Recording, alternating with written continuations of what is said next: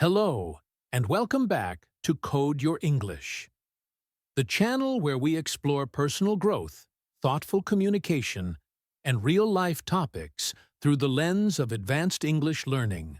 I'm really glad you're here today because we're diving into something that almost everyone deals with, especially those of us who are trying to do our best, move forward, and make the most of our time. But today, I want to ask a question that might feel a little uncomfortable, and maybe a little familiar too. Are you truly being productive, or are you just staying busy? Now, at first glance, those two things might sound like the same thing, right? Productivity and busyness. They both involve doing things, checking off tasks, making progress. But if we slow down for a moment and really look at what's behind those words, we might find that they're not quite as similar as they seem. Think about your typical day. You wake up, maybe check your phone, rush through breakfast, or skip it altogether. Then dive straight into emails, meetings, errands, responsibilities. You're in motion all day, responding to messages, attending to deadlines, trying to keep up. And by the time you finally stop, if you stop, you're exhausted. But here's the twist. Despite how busy you were, you might still feel strangely unfulfilled. Like you were doing a lot, but not really moving forward. Does that ever happen to you? This is what I mean when I say that productivity without purpose is just busyness. It's like running on a treadmill. You're sweating, your heart's racing, but you're not actually getting anywhere. There's effort, but no direction. And over time, that kind of living can wear us down, not just physically, but emotionally and mentally too. And here's where language can be really revealing. We often describe ourselves as being crazy busy or swamped, or we say things like, "I've got a million things to do." These expressions aren't just colorful. They reflect a mindset where our value is measured by how much we do, not by how meaningfully we do it. But what if that's not the whole picture? What if true productivity isn't about quantity, but quality? About alignment, not just action? In this episode, we're going to explore what it means to live and work with intention. We'll look at the difference between chasing activity and choosing what truly matters. We'll talk about purpose, not in some grand, dramatic way, but in a personal, practical way. Because whether you're studying, building a career, raising a family, or navigating a transition, the question still applies. What are you doing all this for? And even more importantly, who are you becoming in the process? So, as we begin, I want to invite you to pause, just for a few moments, and ask yourself, am I creating a life I believe in, or just keeping myself occupied? And don't worry, there's no judgment here. This isn't about guilt, it's about awareness, about taking one small step closer to living with clarity, rather than clutter. Stay with me, because over the next few segments, we'll dig into how we got so caught up in being busy, what we might be missing, and how to start shifting our focus towards something deeper, something more sustainable, something more purposeful. Welcome to Code Your English. Let's get started. The myth of constant motion. You know, we live in a time where slowing down almost feels suspicious. If someone tells you they're taking it easy, or that they've had a quiet day, the response is often a mix of surprise and subtle judgment. Like they're not doing enough, or worse, falling behind. Somehow, we've come to believe that being constantly in motion is the same thing as being successful. That the more packed your schedule is, the more valuable your time must be. And if you're not overwhelmed, you must not be working hard enough. But let's pause here for a moment and look more closely at that idea. Because if we're honest, Many of us are caught in what you could call a culture of urgency, where everything feels like it needs to be done right now, and where doing more is almost always seen as better. We're constantly chasing deadlines, chasing recognition, chasing that next small hit of satisfaction when we tick something off the list. But have you ever finished a full day of activity and still felt like you accomplished nothing that really mattered? This is what I mean by the myth of constant motion. The belief that if we're moving, physically, mentally, even emotionally, then we must be making progress. But motion, on its own, doesn't guarantee meaning. It doesn't guarantee growth. Think about it like this. Imagine a car stuck in the mud, wheels spinning fast, engine working hard, but the vehicle isn't actually going anywhere. That's where the idiom spinning your wheels comes from. And it's a perfect image for what many people experience every single day. They're busy, exhausted, overbooked, but somehow stuck. And that kind of motion? It's not energizing, it's draining. People start to run on empty, which is another idiom we use to describe someone who's out of energy, physically and mentally, but still pushing through. You wake up tired, grab a coffee, rush into a meeting, answer emails while eating lunch, multitask all afternoon, scroll through social media during dinner, and crash into bed, only to repeat it all again tomorrow. Maybe you even feel a little guilty when you're not doing something productive. That quiet voice in the back of your mind whispering, "Shouldn't you be doing more?" Where does that voice come from? A lot of it is psychological. We've been trained, often without realizing it, to associate our worth with our output. The more we achieve, the more we feel we matter. But this creates a dangerous cycle. We burn the candle at both ends, as the saying goes. That idiom means you're using up your energy from morning to night, without giving yourself time to rest, to reflect, or to restore. And when you do that, day after day, burnout isn't just a possibility. It becomes inevitable. There's also a strong cultural dimension to this pattern. In many societies, particularly in fast-paced urban environments or highly competitive industries, busyness is a status symbol. People wear it like a badge of honor. You hear conversations like, "How have you been?" followed by, "Oh, so busy," as if that were a sign of success, a way to prove that your life is full and important. But if you look closely, there's a difference between being busy and being fulfilled, between being active and being aligned. The problem with constant motion is that it often leaves no space for intentionality. When your days are filled with back-to-back commitments, there's very little room for asking the deeper questions. Why am I doing this? What is this work actually leading to? Does this task, this project, this goal, still make sense for the life I want to build? But in the rush to keep up, we often don't ask, or we're afraid of the answers. Because what if we discover that we're working hard for something we no longer even believe in? And that's the real trap. Motion without direction isn't just tiring. It's blinding. It keeps us so focused on the next task, the next appointment, the next achievement, that we lose sight of the bigger picture. And over time, that can lead to a kind of emotional disconnection.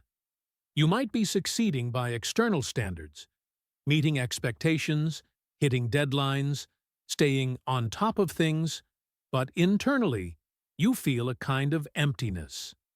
Like something important is missing. And often, what's missing is purpose. Of course, this doesn't mean that being active or ambitious is bad. Not at all. Productivity can be beautiful when it's connected to meaning, when your actions are guided by values, not just by momentum. But if we never stop to check the map, to ask where we're going and why, we risk spending our whole lives on autopilot, racing ahead but never arriving. So maybe the real question isn't, how busy are you? But is your busyness bringing you closer to what matters? Or just keeping you distracted? It's not an easy question, and there's no one-size-fits-all answer. But just asking it, even quietly, in the back of your mind, can start to shift something. It can open the door to a different kind of productivity, one that's rooted in clarity, not chaos. And that's where we'll go next, into a deeper exploration of what purpose really means, and how it can reshape the way we think about work, time, and even our sense of self. Defining purpose. What are we aiming for? So far, we've talked about the dangers of constant motion, of mistaken busyness for progress. But now we reach a bigger and perhaps even more important question. If busyness isn't the goal, then what is? What are we actually aiming for? And here we arrive at the word that can feel both inspiring and intimidating. Purpose. Now, purpose is one of those words that gets thrown around a lot. In self-help books, motivational speeches, corporate mission statements, it's become a kind of buzzword.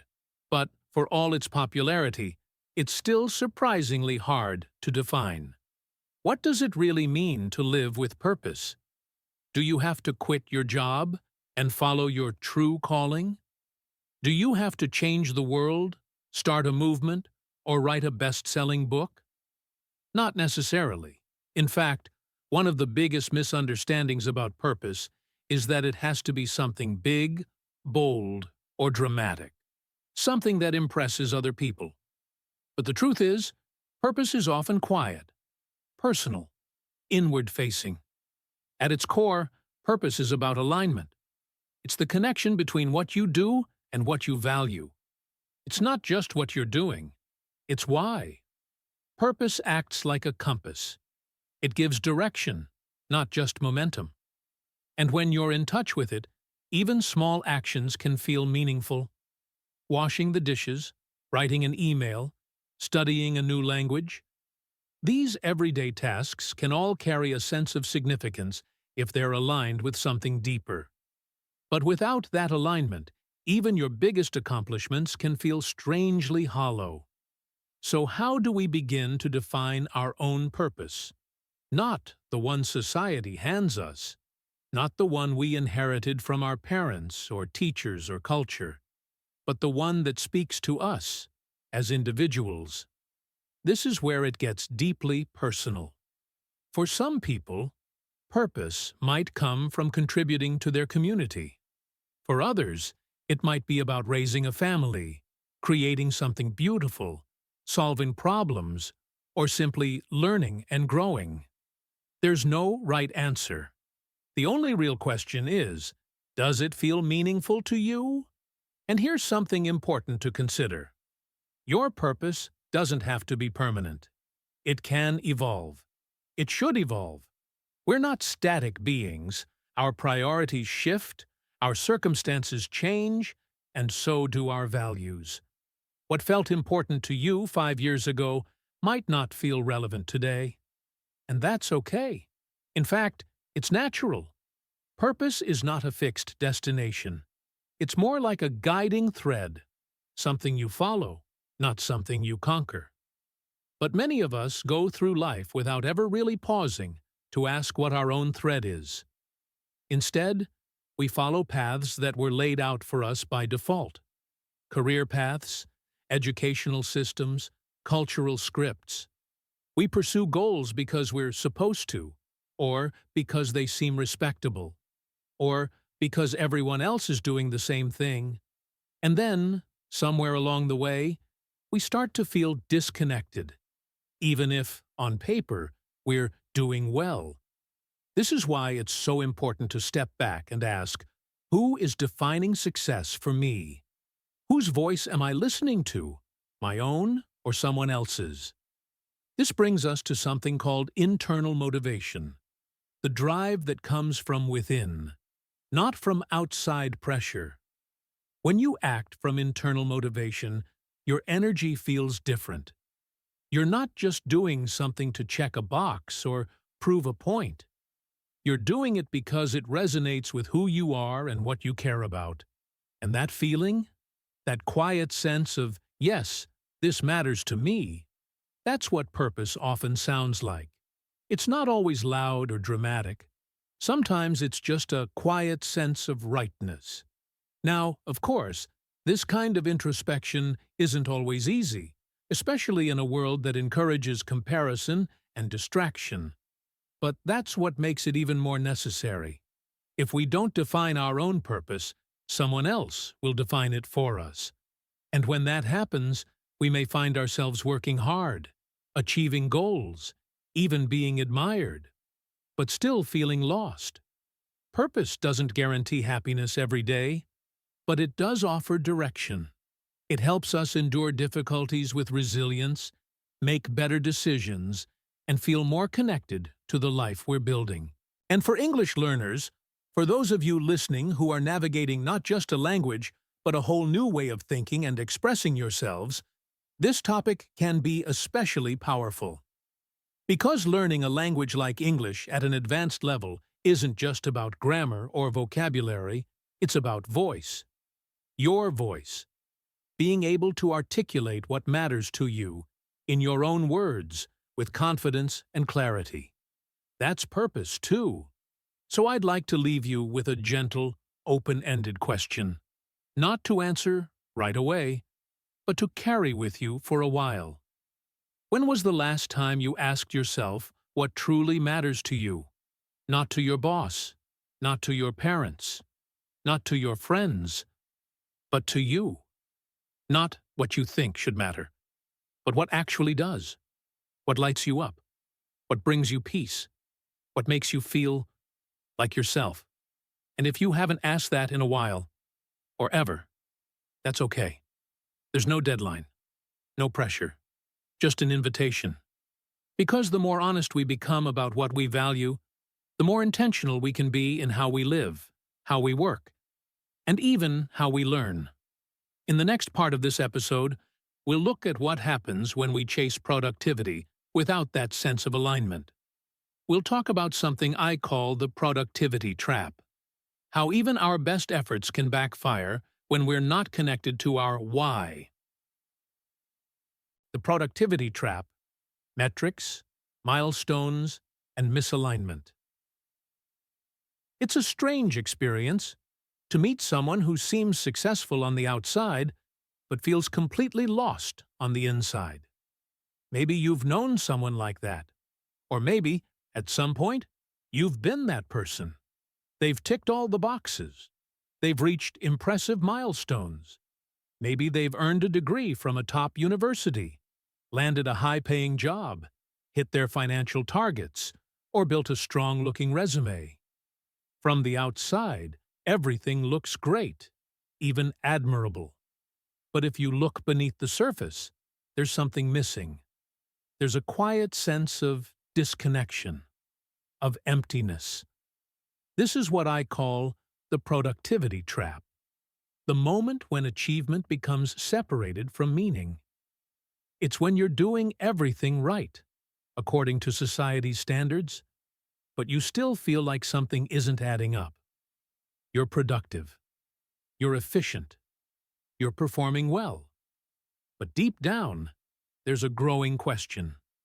Why doesn't this feel as fulfilling as I expected? The answer often lies in what we might call misaligned success. That's when your external progress, your titles, numbers, results, doesn't reflect your internal values. In other words, you're climbing the ladder. But the ladder is leaning against the wrong wall. And the higher you climb, the more disconnected you feel. This misalignment doesn't always happen overnight. It creeps in slowly, over months or years, as you make small compromises, say yes when you mean no, and prioritize what looks good over what feels right. Let's take a few examples. Picture a university student who has always been top of the class. They get straight A's, they win awards, they please their professors. But in private, they feel burned out, anxious, and unsure if they even care about the subject they're studying.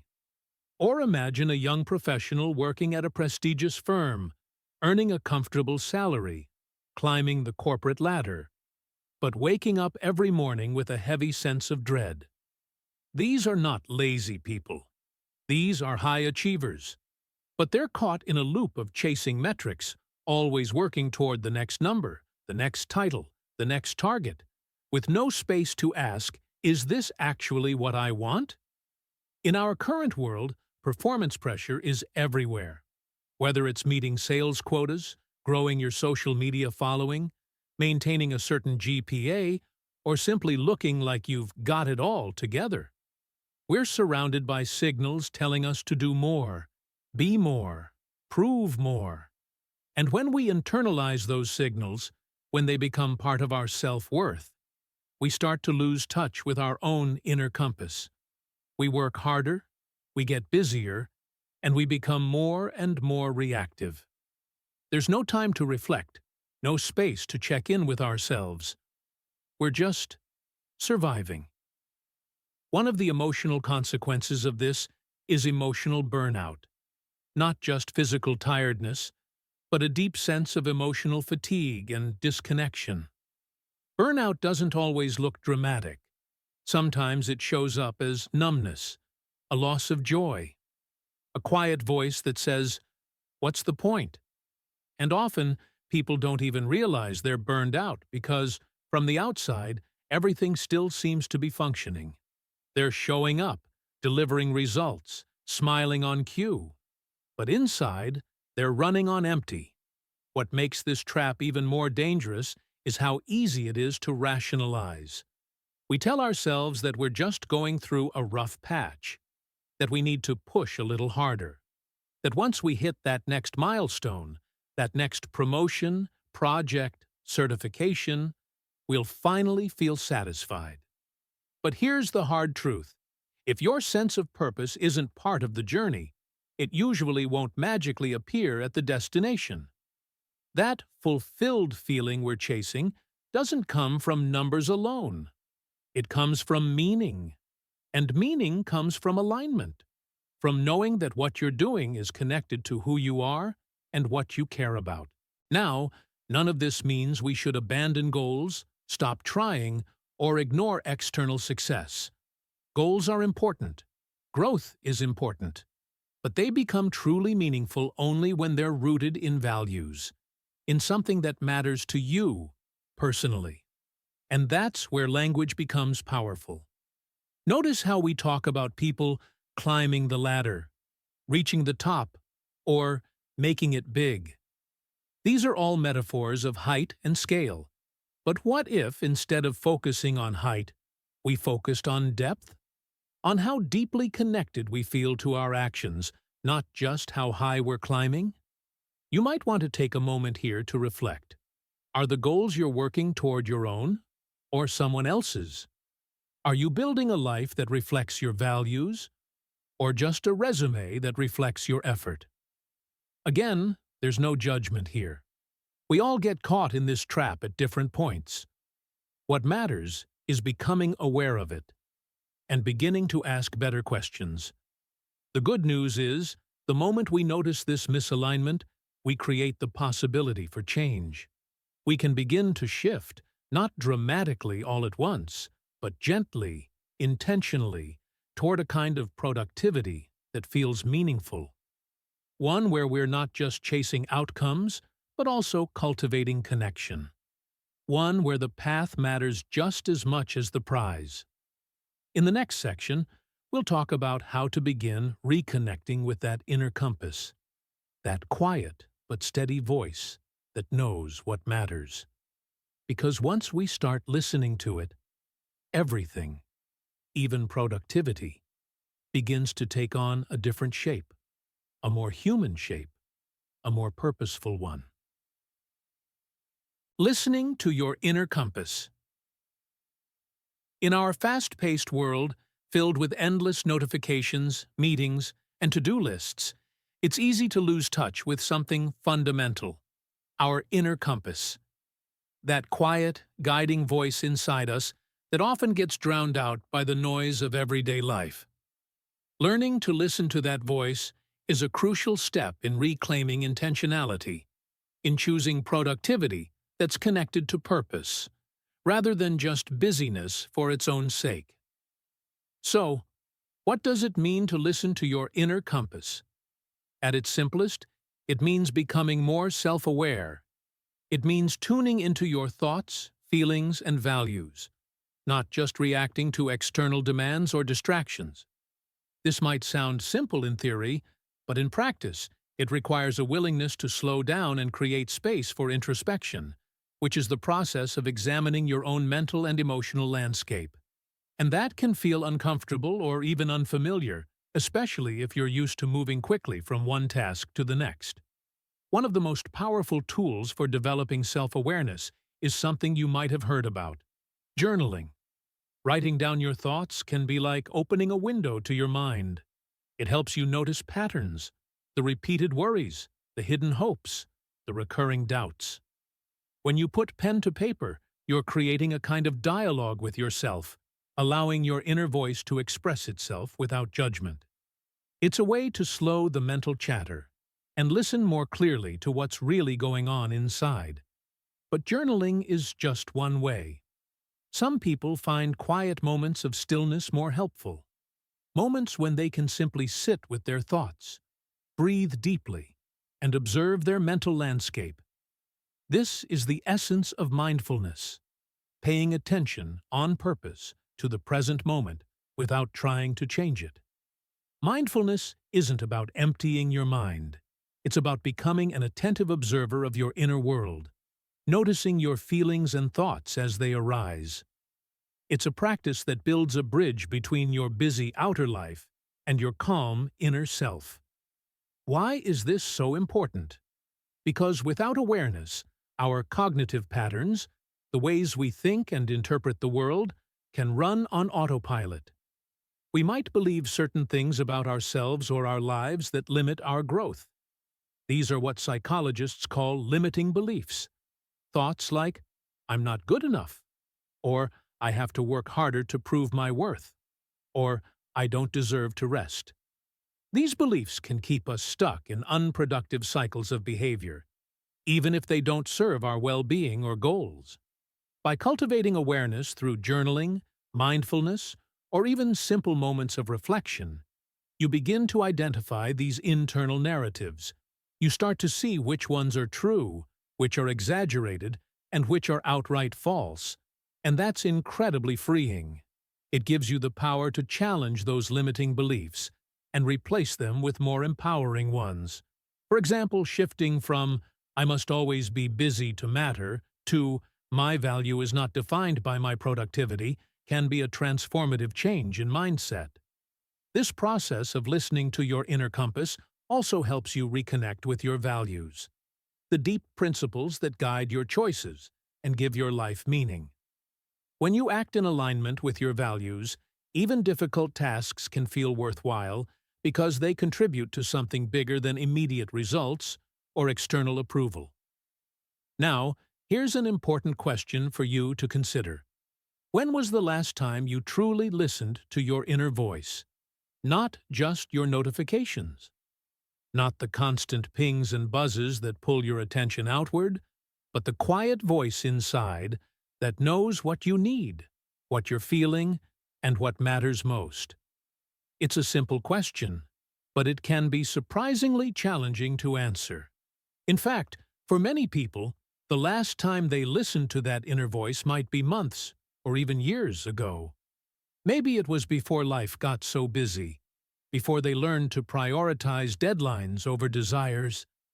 But it's never too late to start again. Every moment you pause and check in with yourself, you're building a habit of intentionality.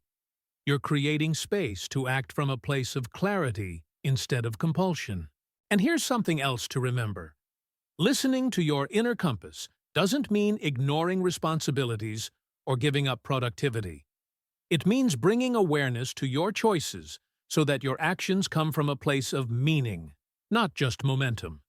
It means asking yourself questions like, is this task aligned with my goals? Am I saying yes because I want to, or because I feel pressured? What would feel right in this moment? These questions might not have easy answers, but asking them regularly trains your mind to prioritize what truly matters. So as you move forward, whether you're studying, working, or managing your day-to-day life, try to create moments for this kind of inner listening. Maybe it's 5 minutes in the morning with a journal, a quiet walk without your phone, or simply a few deep breaths before starting a new task. These small practices can build your resilience, sharpen your focus, and deepen your connection to purpose. In the next part, we'll explore how to turn this inner awareness into concrete habits, ways to design your environment and routines so that your productivity naturally supports your purpose, rather than pulling you away from it. Productivity with purpose. What it looks and feels like. Let's take a moment now to imagine what productivity with purpose actually looks and feels like. Because after all the reflection and awareness we've talked about, you might be wondering, okay, but what does this look like in real life? How do you move from just being busy to being productive in a way that truly matters, that aligns with your values and your inner compass?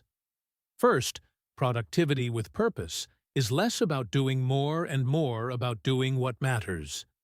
It's about learning to focus on what matters, cutting through the noise of endless tasks, distractions, and urgent requests that don't actually serve your goals or well-being. It's the difference between spinning your wheels in a crowded parking lot and driving steadily toward a clear destination. You might not be working on 10 things at once, but the few things you're working on are meaningful, manageable, and aligned with your bigger picture. Imagine a professional, let's call her Maria, who used to say yes to every meeting and project that came her way. She was always busy, always exhausted, but she felt like she had to prove herself.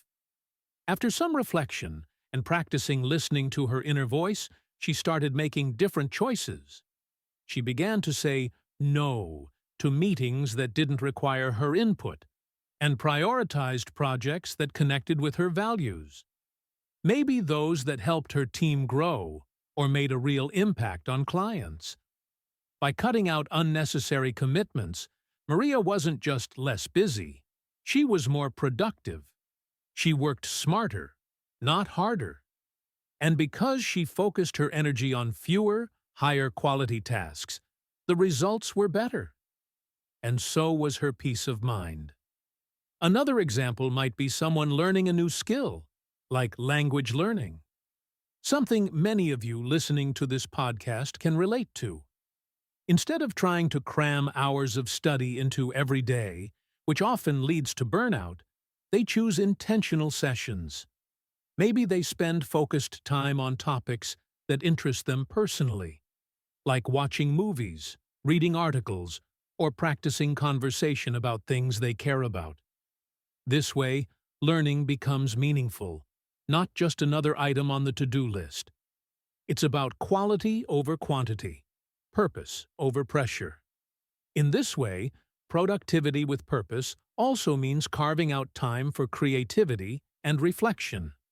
It's easy to think of productivity as just ticking boxes or meeting deadlines, but the most meaningful progress often happens when we slow down enough to think deeply, explore new ideas, or simply rest and recharge. When we give ourselves permission to pause, we're better able to come back to our tasks with fresh energy and new perspectives. This kind of intentional rest is not laziness. It's a critical part of sustainable productivity. And here's something to consider. When productivity is driven by purpose, the feeling it produces is quite different from busyness. Instead of stress and exhaustion, there's a sense of clarity and calm. Instead of rushing, there's focus. Instead of fragmentation, there's flow. It's like moving with the current of a river rather than swimming against it. The energy feels more natural, more resilient, and more rewarding. This shift also involves transforming the way we think about success and achievement. Instead of measuring progress by how many hours we work or how many tasks we check off, we start measuring it by how aligned our actions are with our values and goals. It's about celebrating the quality of our work and the meaning behind it, not just the quantity. Of course, making this transformation isn't always easy. It requires conscious choices every day, the courage to say no, the discipline to focus, and the patience to allow change to happen gradually. But it's a journey worth taking. Because when you start to see productivity as a form of intentional living, you gain more than just efficiency. You gain a deeper connection to your own life and work. So, the next time you feel overwhelmed by your to-do list or pressured by the endless pace of modern life, try asking yourself, am I focusing on what really matters? Am I cutting through the noise to make space for the things that bring value and meaning? Am I working smarter, not harder? These questions can help you pause, reflect, and realign your efforts. In the end, productivity with purpose isn't about perfection or doing everything. It's about being intentional, aligned, and connected to your inner compass. It's about making choices that honor your time, your energy, and your values, so that the busyness of life transforms into meaningful, fulfilling action. In the next section, we'll explore how this kind of purposeful productivity can lead to transformation, not just in what you do, but in who you become. From busy to balanced. Strategies for alignment. As we move from the idea of productivity with purpose to actually living it, the question becomes, how do you make the shift from being caught in busyness to creating balance? A balance that reflects your values and your inner compass? This transition isn't a one-time fix, but an ongoing process of alignment, adjustment, and self-compassion. It requires practical strategies that help you stay connected to what matters, even when life gets hectic. One powerful starting point is to build in regular reflection exercises. These don't have to be long or complicated. Even 5 or 10 minutes at the end of the day or week can make a huge difference. Use this time to ask yourself some honest questions. What did I do today that felt meaningful? What tasks felt like busy work? Did I notice moments where I acted out of habit rather than conscious choice? Writing down your thoughts or simply thinking them through can help you identify patterns, both positive and negative, in your behavior. Reflection is like holding up a mirror to your daily life. It helps you become aware of what's working and what's pulling you off course. Speaking of course correction, one essential skill to develop is resilience. Not just the ability to keep going, but the ability to pause, reflect, and adjust without beating yourself up. It's common to feel guilty when you realize you've fallen back into old habits or got swept away by busyness. But guilt isn't productive. Instead, resilience invites you to treat yourself with kindness and see setbacks as opportunities to learn and grow. Think of it as steering a ship. Sometimes you drift off course, but you can always steer back. And each time you do, you get better at reading the map and the weather. Another practical strategy is to introduce weekly check-ins with yourself. This might be a Sunday evening ritual or a quiet moment on Friday afternoon where you review your upcoming week with intention. Look at your calendar and ask, which activities truly align with my priorities? Where can I say no or delegate? Where do I need to carve out time for rest or creative thinking? Scheduling this kind of intentional review helps prevent the habit of saying yes to everything or falling into autopilot. It's about designing your week around your values, not just reacting to urgent demands. One of the most effective tools for this kind of alignment is time blocking. That is, setting specific chunks of time for focused work, rest, or personal projects. But here's the key. Time blocking works best when it's not just about productivity in the traditional sense, but when it's centered on what matters to you. For example, if creativity is important to you, block out time for brainstorming or experimenting, even if it doesn't produce immediate results. If connection with loved ones is of value, schedule undistracted time with family or friends. When you organize your time this way, your daily routine starts to reflect your priorities, and productivity becomes an expression of your purpose. You might wonder, isn't it difficult to stick to these strategies when unexpected things come up? Absolutely. Life is unpredictable, and flexibility is part of balance. That's why learning to pause, even for a few deep breaths, before reacting can be a game changer. This small act creates space between stimulus and response, allowing you to choose your next action more intentionally. It's a skill you can develop with practice, and it builds your ability to respond rather than react. Now, here's a question to reflect on. How much of your daily behavior is driven by conscious intention, and how much by habit? This question isn't about judging yourself, but about cultivating awareness. Habits are powerful and sometimes helpful, but they can also keep us locked into patterns that no longer serve us. By noticing where habits take over, you create the possibility to gently intervene and choose differently. As you begin to integrate these strategies, you may find that your sense of balance shifts. It's not about perfection or doing everything right. It's about ongoing alignment, listening to yourself, making intentional choices, and being flexible enough to course-correct when needed. This approach builds a sustainable form of productivity that supports not just your goals, but your well-being. Remember, moving from busyness to balance is a journey, not a destination. Each small step, whether it's a brief moment of reflection, a clear boundary set at work, or a mindful pause before a decision, contributes to a more intentional, fulfilling way of living. Over time, these steps accumulate, creating a profound transformation in how you relate to your work, your time, and yourself. In the next section, we'll explore how this ongoing process of alignment can deepen your sense of meaning and fulfillment, helping you live a life that feels truly yours. Cultural dimensions of productivity and purpose. As we continue this journey into productivity and purpose, it's important to take a step back and widen our lens. Because our ideas about what it means to be productive, successful, or purposeful aren't formed in a vacuum. They are deeply influenced by the culture we grow up in, the values passed down to us, and the societal expectations that surround us.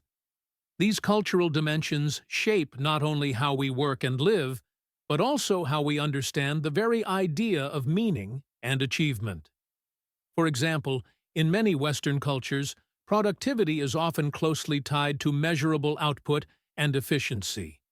The idea of time is money permeates much of the work culture, pushing people to maximize every minute, achieve clear milestones, and prioritize individual success. It's common to hear phrases like grind, hustle, or work smarter, not harder, which emphasize personal effort, ambition, and strategic thinking. Success might be measured by promotions, income, or tangible accomplishments. This perspective can be motivating, but it can also lead to a relentless pace where rest and reflection are undervalued. In contrast, many non-Western cultures offer different ways of understanding productivity and purpose. For instance, some Asian philosophies, such as those influenced by Confucianism or Taoism, emphasize balance, harmony, and the importance of community and relationships alongside individual effort. In these contexts, productivity might be seen not just as output, but as contributing to the well-being of the group. maintaining social harmony, or living in alignment with natural rhythms. There's often a greater acceptance of slowing down, resting, and cultivating patience as part of a purposeful life.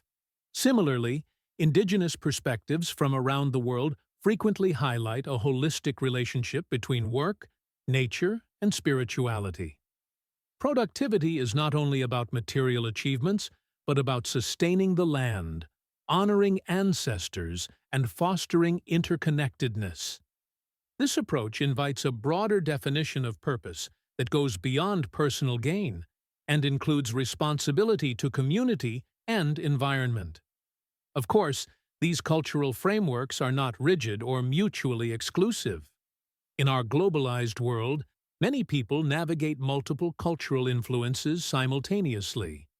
You might find yourself drawn to the Western drive for achievement, while also valuing the relational focus of non-Western traditions. This blend can create rich opportunities for reflection and growth.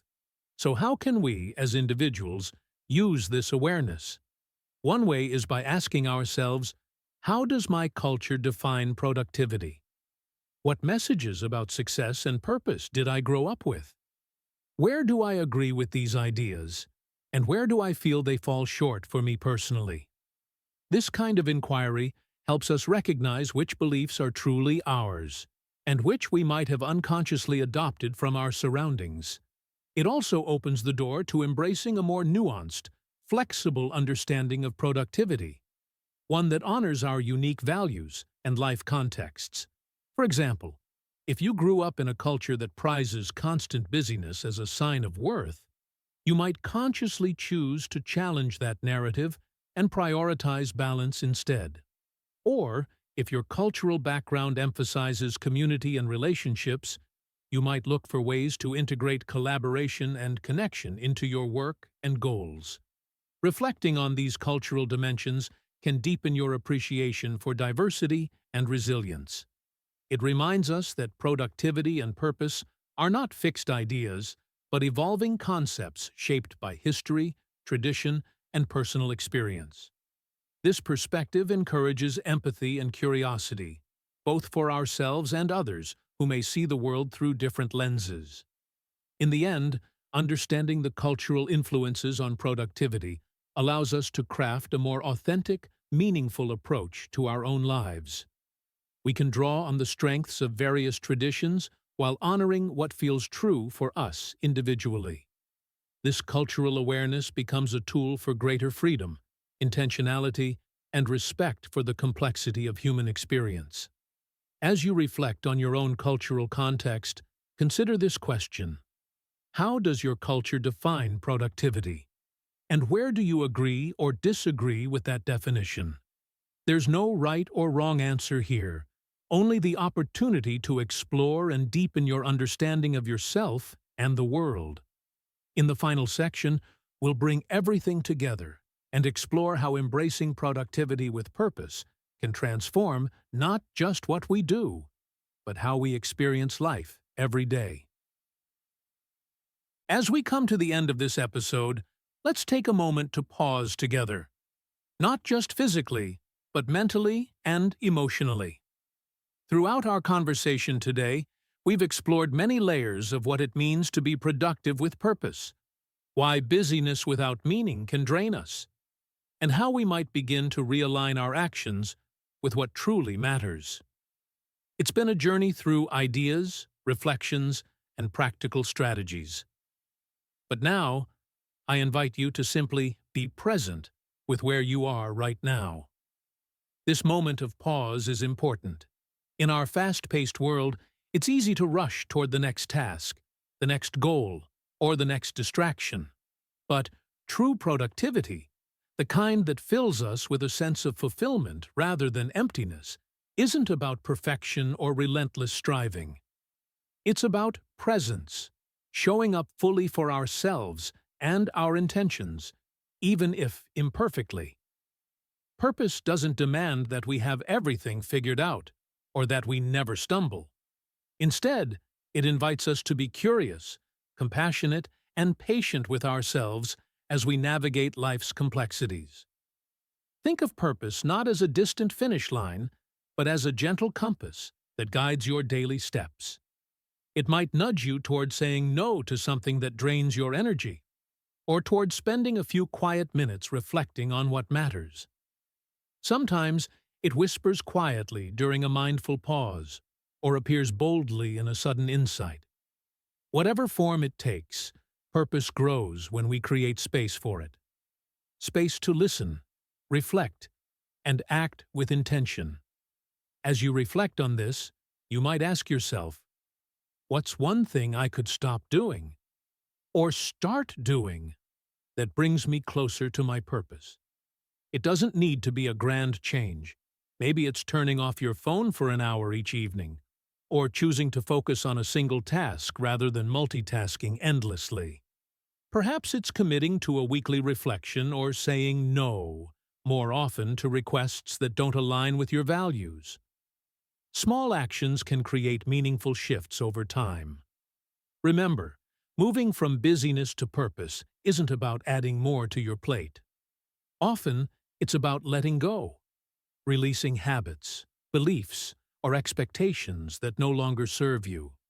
It's about reclaiming your time and attention for what truly nourishes your mind and soul. Before we finish, I want to thank you for spending this time with me on Code Your English. Your willingness to explore these deeper questions in English, to engage with complex ideas, new vocabulary, and nuanced reflection, is itself a powerful act of growth. Learning a language is more than just mastering grammar or vocabulary. It's about expanding your horizons, connecting with yourself and others, and finding new ways to express your thoughts and emotions. So, as you move forward from this episode, I encourage you to carry this invitation to pause and presence into your daily life.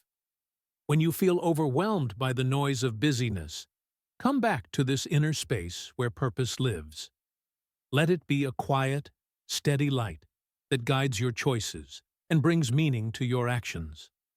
I look forward to continuing this journey with you in future episodes, exploring language, ideas, and the art of living thoughtfully. Until then, take care of yourself, listen deeply, and remember, purpose doesn't require perfection. It only asks for presence. Thank you so much for joining me today and investing your time in this journey of growth and reflection. Your presence truly makes this space meaningful. Until next time, take care and keep living with purpose.